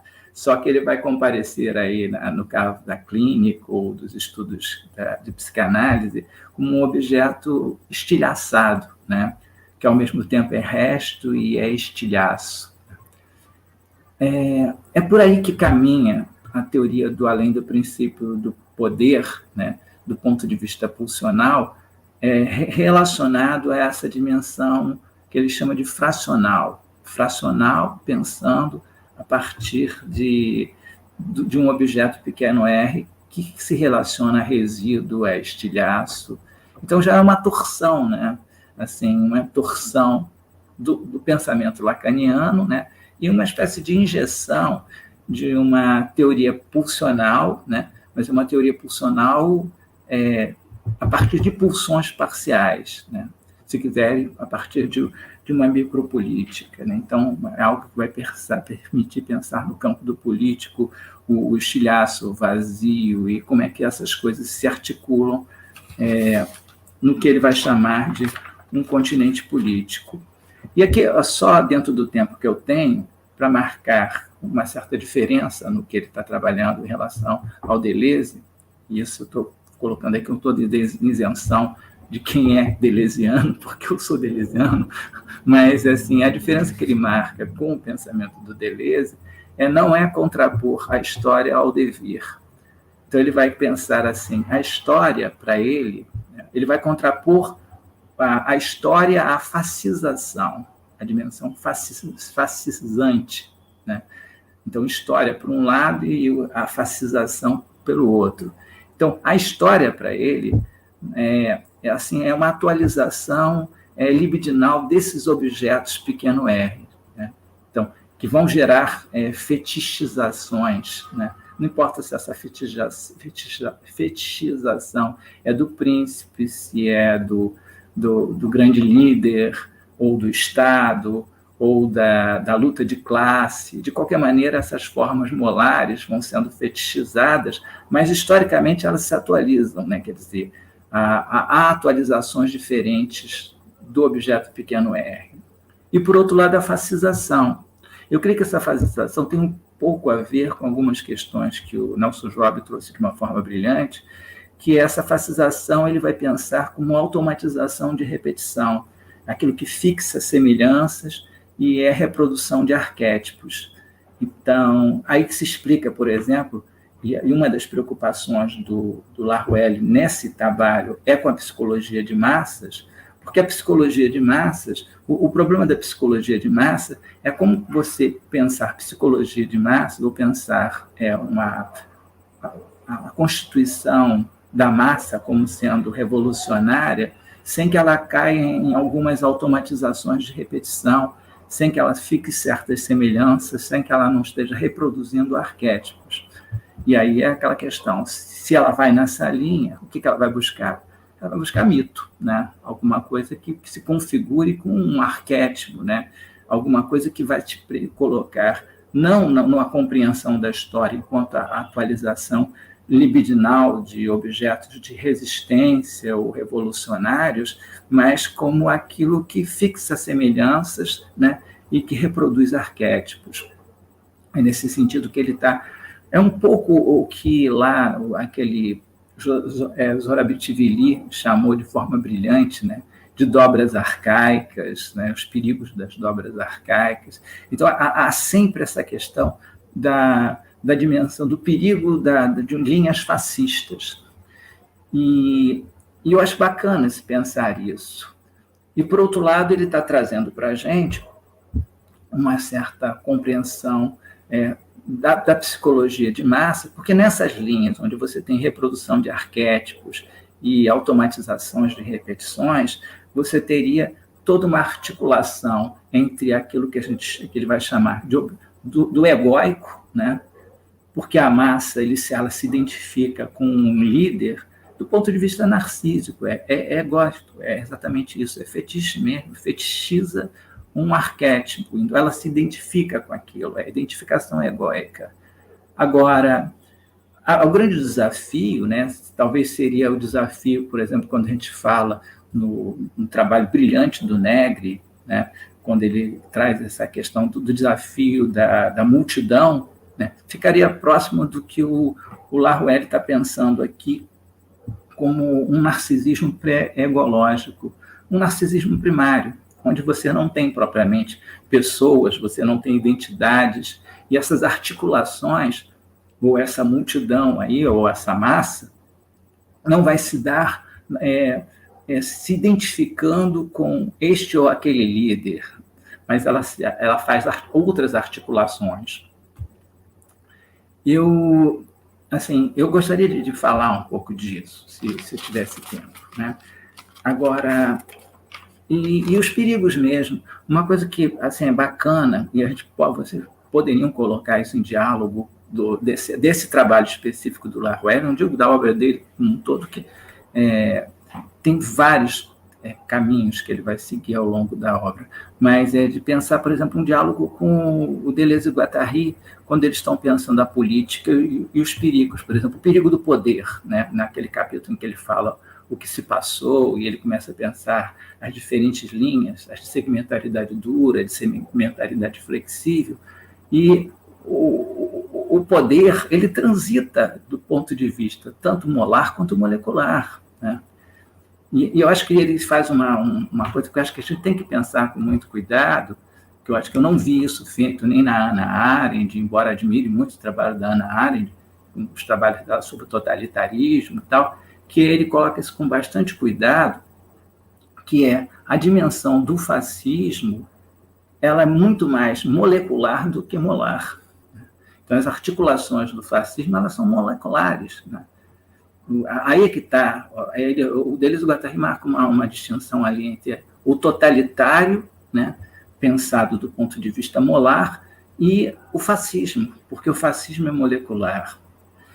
É bacana pensar isso e sofisticado, né, porque eu não vi isso assim, tirando os trabalhos do Deleuze e do Guattari sozinho, essa questão sendo colocada, que ela tem que ser enfrentada, né?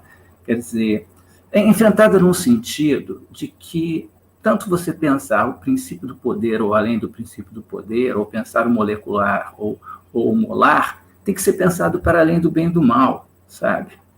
Porque o molecular em si não é um bem, nem um mal, né? Então, o fascismo é molecular, o fascismo é micropolítico.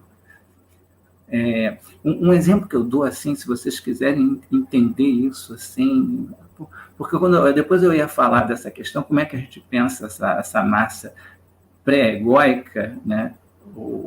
Mas qual é a estratégia para pensar isso? Eu acho que a arte pensa isso muito bem, sabe? Porque, às vezes, os campos políticos eles são ainda presos demais às generalidades gregárias. Estava vendo a fala do Alterives, como sempre, também brilhante, né? E pensando como é que a diferença é facilmente recapturada em generalidades gregárias, como é que todo esse movimento minoritário que se deu na década de 60 e 70, com esses pensadores brilhantes, que Judith Butler bebeu nesses pensadores, que Paul Preciado bebeu, e como é que isso, de novo, começa a reaparecer em formas gregárias, né?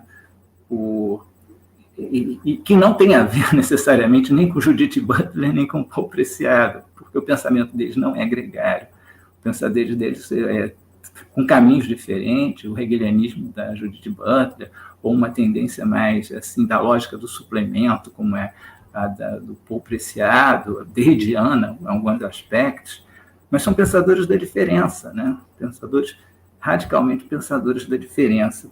E como é que essas diferenças são apropriadas novamente por generalidades gregárias. Agora eu vou dar um exemplo aqui, e que fica como uma ideia assim, para quem quiser pensar essa coisa da dimensão do molar e do molecular no campo da política. É o filme do Bergman, O Ovo da Serpente, que é bastante conhecido. Mas o outro que eu gostaria de falar mais é um filme do Visconti, maravilhoso, inclusive com uma atriz brasileira, que é a Florida Boca, e outros grandes atores, Dick Boger, etc., que são Os Deuses Malditos. Os Deuses Malditos é muito interessante porque se trata de uma família aristocrática, uma família que ela considera o nazismo que está surgindo ali como sendo...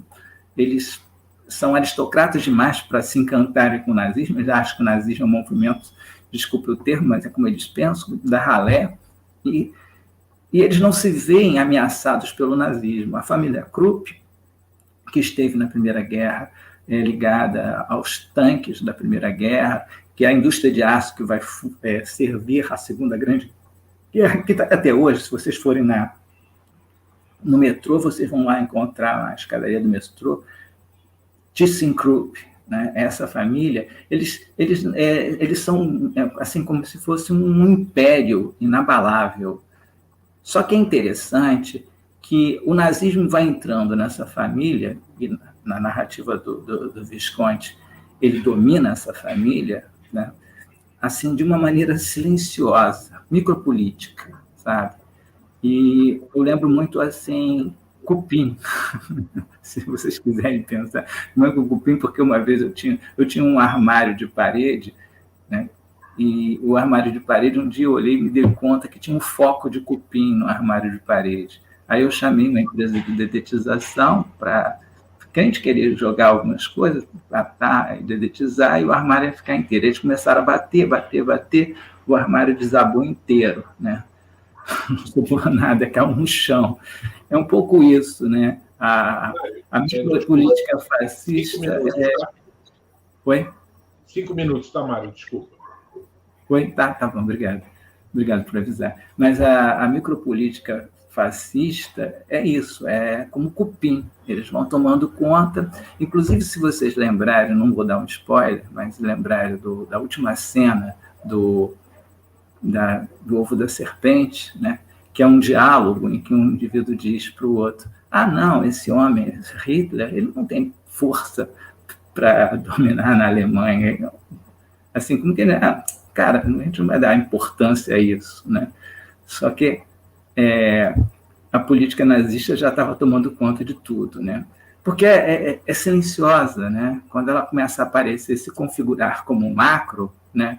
Ela já se infiltrou em vários poros da sociedade, e como cupim, né? É como acontece com a família Krupp, né? né, nos deuses malditos. A sensação que você tem é que aquele império desaba inteiro na mão do nazifascismo. É isso. Eu abro para perguntas no final, se tiver algum momento, e agradeço muito aí ao Hudson, é uma alegria estar aqui com o Nelson Job, poder ouvi-lo, e estar aqui nesse evento organizado por um dos organizadores, é o Walter Ives, que é uma pessoa que por quem eu tenho profunda admiração. Obrigado, gente. Obrigado, Mário. A gente, né, tem algumas perguntas, realmente, né? Eu acho que eu queria até passar para o Nelson, né, primeiro, uma pergunta que eu acho que, de alguma forma, Nelson, algumas perguntas, algumas manifestações apontam para uma preocupação das pessoas em relação a um esvaziamento de uma potência de luta, de novo, com a questão dos movimentos sociais. Então, quando a gente aponta para essa questão do micro, né, as pessoas pensam logo, né, mas, poxa, apontar para o micro não afasta a gente dos movimentos, né, que lutam tanto, né, em relação a esse passo de poder, a saber, a autoridade. Eu queria ouvir um pouco mais de você, até porque a sua proposta, inclusive no seu trabalho, é justamente chamar atenção para essa possível clínica, né, que tem que ser criada ainda, a ser criada, já o tempo todo sendo reinventada, né, para que seja correspondente ao que o Brasil né, ao que esse povo nessa mistura que você citou, né, do Darcy Ribeiro. Quer dizer, é um povo único, né, misturado, que se rejeita um ao outro. Então, eu queria só te ouvir um pouco mais sobre isso. Ok. A questão que eu estou colocando é o seguinte: se a gente for ser norteado pelo convite do macro, né, o macro, a gente sabe que isso que eu estou chamando de poder, de 0,1, dessa guerra híbrida, eles conseguem se infiltrar nesses movimentos de várias formas. Um exemplo que, não estou fazendo nenhum elogio aqui ao Talibã, mas o Talibã driblou os Estados Unidos porque não discutia nenhuma coisa nas redes sociais importante. E aí os Estados Unidos perdeu a forma de controlar e acabou pulando fora, né? Então, assim, a ideia lá do funk está tudo dominado mesmo. As redes sociais, elas não existem nenhuma privacidade, né? A gente tem notícias, por exemplo, que o movimento Antifa lá nos Estados Unidos tem várias infiltrações do FBI, CIA, etc., né? Então, assim, quando os movimentos eles entram no nível do macro e colocam o seu desejo num representante, num sebastianismo, num Messias, etc. e tal, isso vai ser, de certa forma, controlado e direcionado, né? E acaba que vai ficando um pouco inócuo, né? Vou dar um exemplo aqui. Por exemplo, o Black Lives Matter é um movimento que é financiado pela Open Society lá do George Soros, né? O George Soros, o que ele faz? Ele vai dar dinheiro para um movimento de inócuo, que não vai abalar o poder. Uma coisa que o Pepe Escobar fala: o George Soros jamais daria dinheiro ou apoio para um movimento tipo Pantera Negra, que é Power to the People. Veja bem, Black Lives Matter, você está pedindo assim: por favor, poder, cuida de mim. Power to the People é outra coisa. É eu que tenho o poder e que vou exercê-lo, né? É uma outra jogada. Então, assim, esses movimentos, eles já são controlados e já interessam, em geral, a um certo poder. Em geral, já tem isso. O que eu estou dizendo é o seguinte: ao invés de você colocar o seu desejo numa representação qualquer, coloque o seu desejo nas suas vísceras, nas suas relações aqui e agora. Não veja bem, eu não estou falando para parar ou de votar, ou de ter alguma esperança. Eu estou me colocando assim: aonde está o seu foco de atenção? O seu foco de atenção está no que você lê no jornal, esperando que alguém faça, que a representação faça por você, ou o seu foco de atenção está nas suas ações aqui e agora? Por exemplo, me comove muito a ideia de montar uma vilazinha, tem até o projeto de Vortex nos Transaberes, né? uma vilazinha autogerida, que negocie com o capital mundial, mas que tem um capital próprio, né? Um serviço de crédito mútuo. Me parece que o grande investimento tem que ser nas nossas relações micro e sem descuidar do macro. Quando a gente coloca demais o nosso desejo, a nossa expectativa no macro, a tendência é a gente se frustrar e ficar, como se faz hoje no campo progressista, esperar que vem, esperar que ele vai cair, aí o outro vai chegar, aí o outro não vai ser preso, aí o Supremo vai deixar. Para de esperar, gente. Vamos fazer aqui agora entre nós. É isso. Obrigado, Nelson. Eu queria também passar uma pergunta para o professor Mário, né? A Adriana coloca uma questão para você, Mário, que a consideração sobre a fetichização, né, que você falou, para ela parece ignorar a existência material da história, por exemplo, né, ao citar a fetichização da luta de classes. Ela gostaria de ouvi-lo um pouco mais sobre essa questão, e eu vou, logo depois, um pouco mais à frente, ela acabou complementando um pouco a minha pergunta que eu acabei fazendo também para o Nelson, e ela cita de novo a questão do desmentido, então eu vou só tentar esticar um pouquinho essa pergunta, que ela fala o seguinte, que não seria a hora de escutar e não de desmentir a posição de reação e resistência dos movimentos sociais, né? Então, uma clínica na polis. Então, acho que a questão ficou um pouco em cima da questão do desmentido e da luta de classes, né? Então, eu só queria, talvez, você fazer um esclarecimento que talvez apoie um pouco na dúvida dela. Tá o áudio, tem que ligar o áudio, né? Como é o nome da pessoa? Adriana. Bom, Adriana, em primeiro lugar, obrigado pela questão. Assim, o que eu estava tentando marcar aqui, né, quando eu falo da questão da luta de classes, ou a figura do príncipe, ou a ideia de um sujeito transcendental no campo da política, como generalidades gregárias, eu não estou pensando a generalidade gregária como um mal e a dimensão fracional do poder como um bem. Estou pensando isso para além do bem e do mal, né? E a luta de classe, ela tem uma história, né? Você pegar lá o Foucault, né? Ele, nos cursos que ele deu, ele coloca o aparecimento da noção de classe, assim como a noção de raça, como o Nelson falou, são noções que vão aparecendo ao longo da história, né? É como o Laruelle diz nesse sentido, são atualizações do próprio objeto pequeno r. Então, essa é a nossa atualização. Então, é claro que ela tem importância, né? E é claro que a gente vai ter que pensar em termos disso. Agora, o grande perigo, né, é você não pensar a tensão do macro com o micro, né? Isso Foucault chamou bastante atenção. Quando ele fala, quando você pensa o poder, e pensa o poder como algo que pertence a alguém, né, e que ele só se exerce de forma repressiva, você esquece que há uma dimensão genética e produtiva do poder. Você esquece, por exemplo, que para você reprimir um estudante, precisa produzir um estudante. Para você reprimir um trabalhador de fábrica, foi preciso produzir um trabalhador de fábrica. Para você reprimir um soldado, é preciso primeiro produzir um soldado.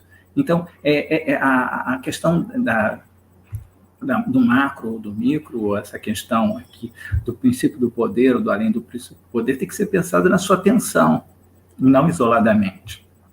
Porque senão a gente acaba deixando de lado os aspectos libidinais que estão se atualizando nessas formas que a gente conhece e que pertencem ao nosso tempo histórico, né? E partir da questão do poder como sendo dado e entendido, né? Quando a gente parte da questão do poder como algo dado e entendido, a gente aí começa a cair num processo de fascização, né? Quer dizer, de automatização de certas repetições, de semelhanças e de reproduzir arquétipos. É claro que, para mim, né, assim, a questão da luta de classes é uma questão primordial, né? Mas porque é uma questão do meu tempo, do nosso tempo, né? E, bom, eu não venho de classe burguesa, eu venho de classe operária, forma minha família. Mas poderia, não quer dizer que você vir de classe operária significa que você vai ter uma visão, assim, porque isso também é um outro problema, né? É como que o próprio indivíduo que é subjetivado numa sociedade capitalista, ele vê a sociedade pelo ponto de vista do capitalismo. A crítica a isso é algo que tem que ser construído, né? Então, são essas questões que estão aí para mim. Se me perguntasse assim, você acha importante a questão da luta de classe? Claro que eu acho, não tem a menor dúvida, né? Eu acho fundamental, por exemplo, que a gente tenha um partido como a gente tem, me posicionar aí, não tem nenhuma neutralidade nesse sentido, que tenha de esquerda que tenha uma representação nacional, e nós temos isso, de você ter, por exemplo, nesse momento, uma possibilidade de votar num candidato que é o maior estadista que o Brasil já teve. Então, eu não estou te saindo fora dessas questões, eu acho que essas questões têm que ser pensadas, mas a gente tem que pensar o risco, né, de como a condução das massas, né, ela sempre tangencia, né, o perigo do fascismo.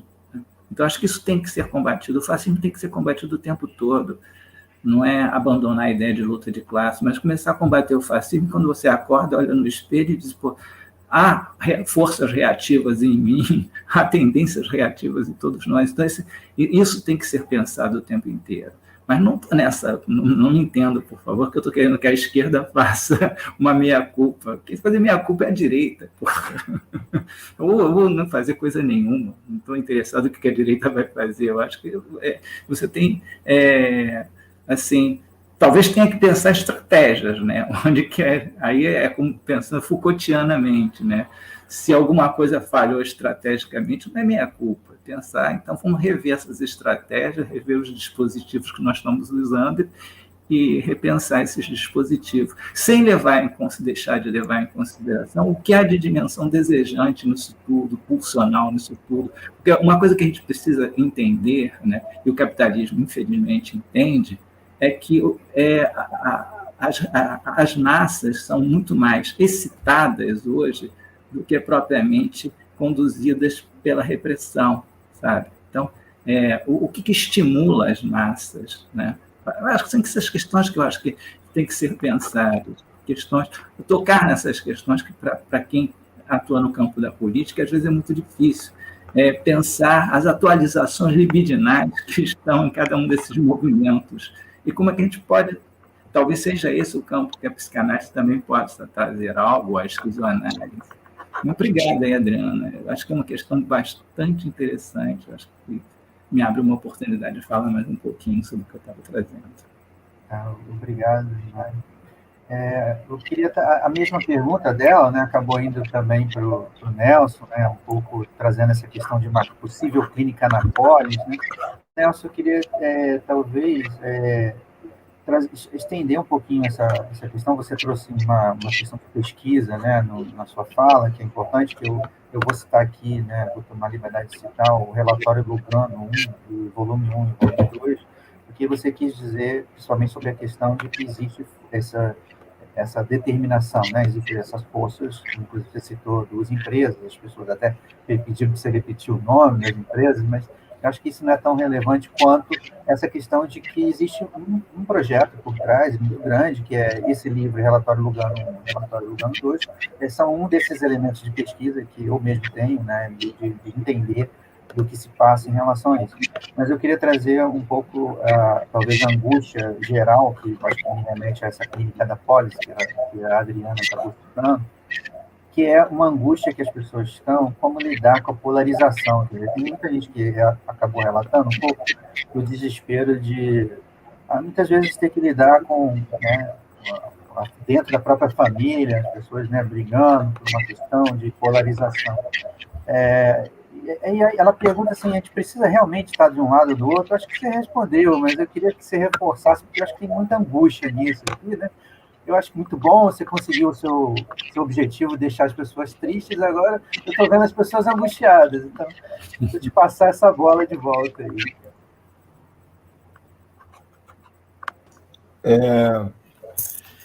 Olha só, como eu comecei aqui esboçando um breve histórico assim do dualismo, né? Essa coisa de transcendência e imanência, natureza e cultura, sujeito e objeto. Assim, assim, o pensamento ocidental, sobretudo, aliás, essa ideia de Ocidente e Oriente é uma ideia do Ocidente, que divide tudo em dois, tem uma mania de dividir tudo em dois. Então, para a gente trabalhar essas culturas, a gente tem que olhar para os nossos dualismos, né? O Mário falou aqui, tem que olhar para o espelho e perguntar uma coisa que os guitarristas sempre falam, né? Não suscite um general em você, cuidado com seus microfascismos, né? Que passam pela gente aí no dia a dia.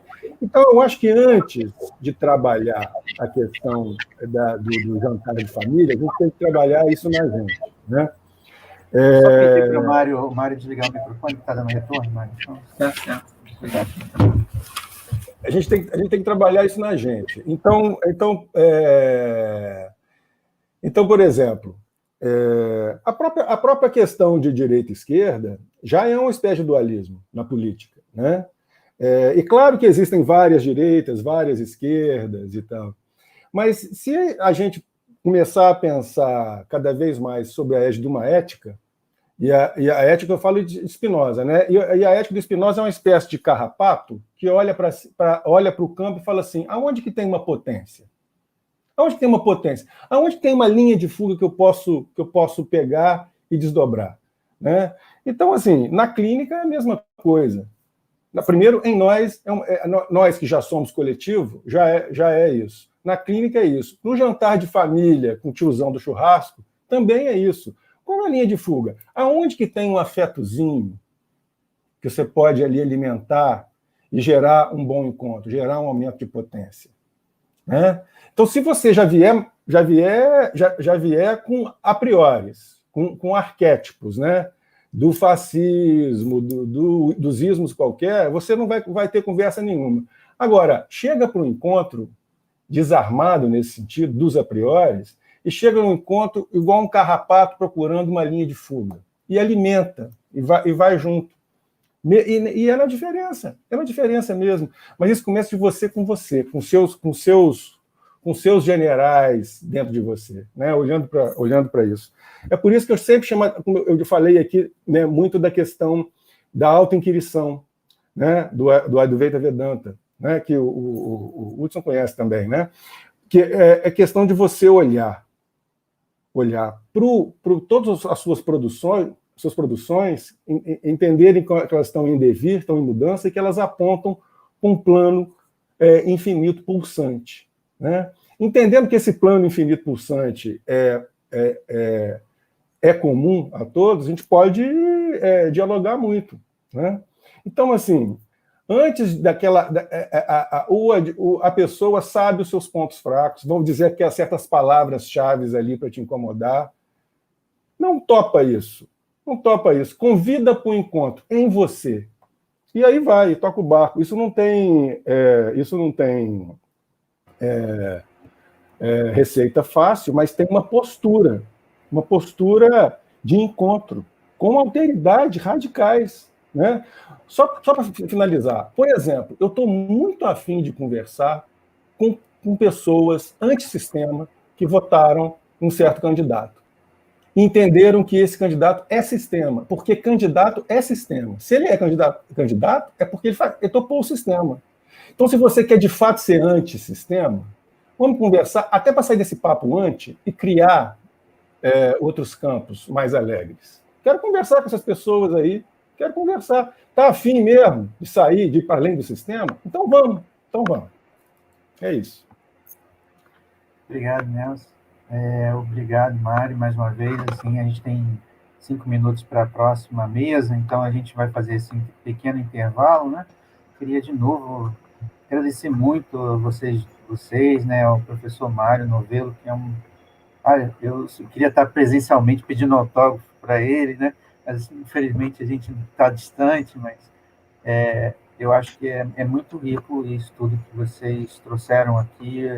Passo a palavra para o André para encerramento e as orientações também, né? Eu acho que o público está sempre preocupado com algumas questões lá também operacionais e eu acho que o pessoal pode também se autoajudar, né? Tem tudo aí que pode fazer, mas tem muita informação também no portal e o André pode ajudá-los.